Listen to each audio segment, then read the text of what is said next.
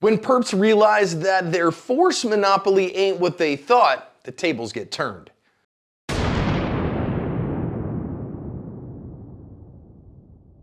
Hi everyone, welcome to today's lesson here at Active Self-Protection. I'm your host, John Correa.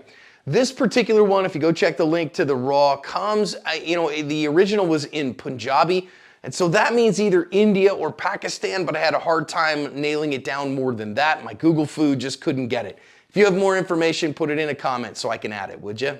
Today's video is brought to us by Mantis. The Mantis family of products is integral to ASP staff building handgun and carbine skills and are your most economical and fastest path to improvement in your skills too.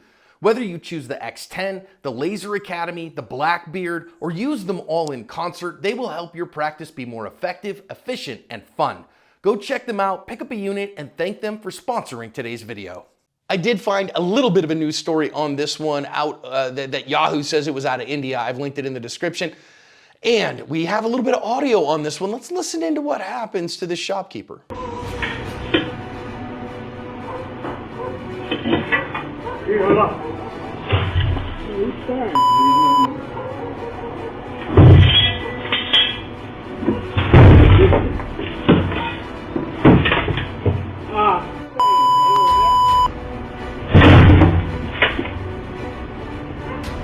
Next not connected up, तेरी माँ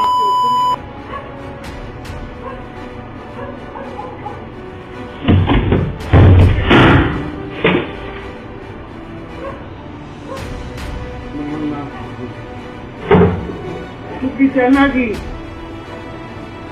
की चलना बात कर. In this case, the Dread Pirate Roberts beat Inigo Montoya. He is going to walk off. Thankfully, it doesn't look like the shopkeeper was hurt, and we get a couple of lessons out of it. Anybody else getting some Indiana Jones vibes out of this with the swords going and those kinds of things and wishing he just had a gun and shot the guy? Me too. First of all, I love it. I love that this shopkeeper had an attitude to defend himself. And yeah, it seems to me like he's got a potty mouth. And I can relate to that. You know, I'm a sailor, so I was a sailor for 8 years at least. And so, haha, that's great. And also, again, attitude is the #1 tool of self-defense. That's why we say attitude first, then skills to back up your attitude, and then a plan to use your skills effectively. Now, let's think about some ways maybe he could defend himself a little bit better here. He is paying attention. He's got like what looks to me like a crank maybe for his security door or something on the outside in his hand. Looks to me like it's about 20 minutes to 9, 10, maybe he's about to close up. So now this dude comes in and shows him a big old machete. Now, this is why I think people need to carry firearms and why I think the right to keep and bear arms needs to be protected. It needs to be acknowledged and recognized. And the right to self-defense is not just an American right, because he's got the table, the counter across him. That's good. That gives him a little bit of distance from the machete, but it won't last forever.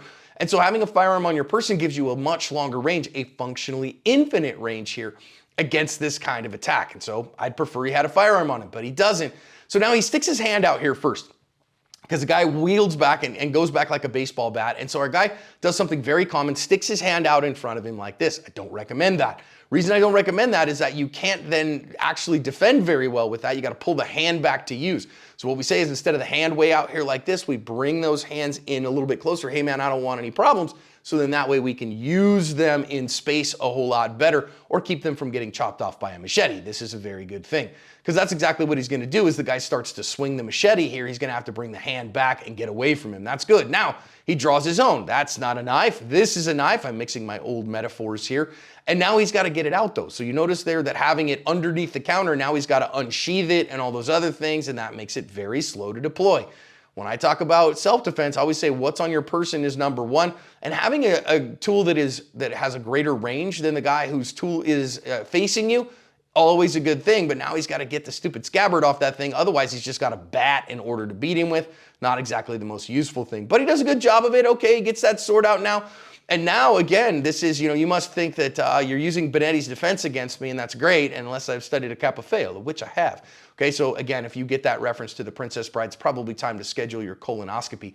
But recognize that once the perp's force advantage evaporates, he all of a sudden, his courage evaporates too. That's a very good thing. So again, when you can generate more force, this is why good people need to have tools. And purpose-built tools. Okay, even a baseball bat might have worked here, but having at least as much force as he is able to do, and I would say even more if that is capable, is a very good thing. Now then, I really think, did he have a whole lot here? No. The one thing I also want to say here is you notice that he had, in where he is, his sword kind of hacked over all of his stuff. One of the reasons I don't like machetes or things like that as defensive tools for places like this is they take a lot of space to use effectively. It only works well when you're able to swing it, and it only works in an arc. And most people are smart enough to stay out of the range of that arc, especially when they got a little bit of space in the store like this.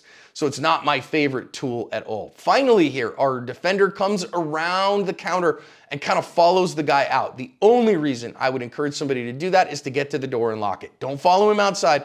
Don't chase a fleeing felon. You don't know what else is going on out there. You have paid for dominance in the space you're in at the cost of the risk of your life. So establish that dominance, consolidate that dominance. Don't go outside if you don't have to. Great job from this shopkeep. He covered his asp.